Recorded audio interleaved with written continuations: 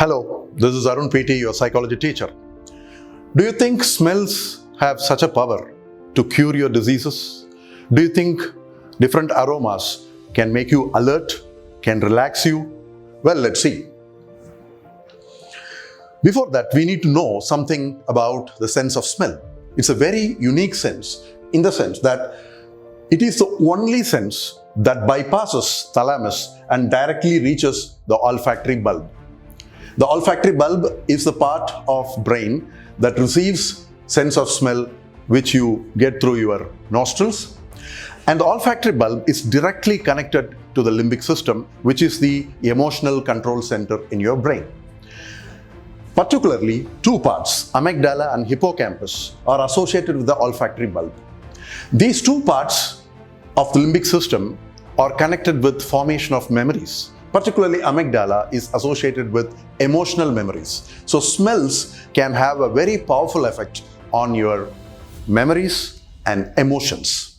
One more thing is, it can influence your unconscious. Without your conscious recollection, a smell can bring out a very powerful memory. For example, if you are able to smell a freshly baked cake, it might instantly, unconsciously recollect a very old memory of a home or some other place where you have grown up, having experienced the smell of a freshly baked cake.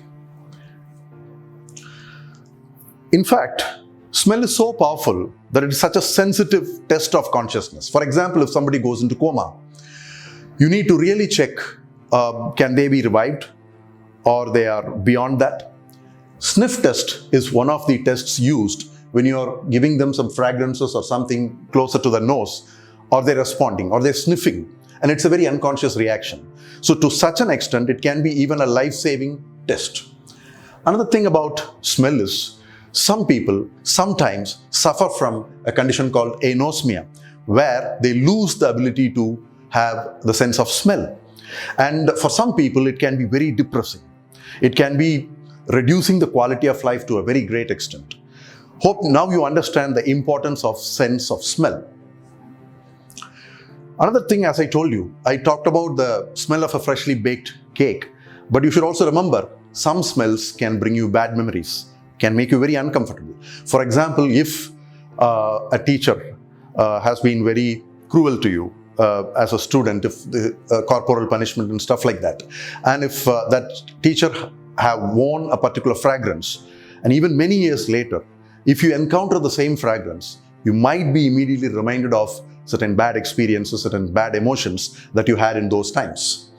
So it depends on the larger culture, what is a nice smell, what is a bad smell, your own personal experiences, as I just told you now, and your own personality factors. A lot of things influence whether a smell brings a bad memory or a good memory, whether a smell makes you feel good or bad. Aromatherapy is basically using fragrances to treat certain conditions towards wellness. It is not something very new. It's a very traditional practice. Since ancient times, in all cultures, different fragrances have been used as part of therapy. Recent studies, scientific studies, has clearly stated that lavender fragrance has a calming effect. When you look at citrus, it makes you alert. And when you look at mint, it can modulate your immune system and reduce cognitive decline. So these are the actual scientific studies which talks about various effects of different aromas. How true it is? It is very true that when commerce is involved, there could be some people who could scam you, charge you very high for these therapies. They could claim that it's a one-stop solution for all your problems. Maybe it's not that true.